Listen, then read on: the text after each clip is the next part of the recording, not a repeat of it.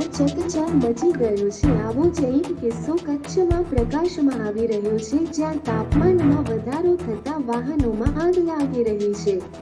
ભુજના લુવાણા સમાજની વાડી પાસે ઇકો કારમાં આગ લાગી હતી, જે બાદ ફાયર બ્રિગેડને બોલાવવામાં આવી હતી અને ઇકો કારમાં લાગેલી આગને કાબૂમાં લેવામાં આવી હતી।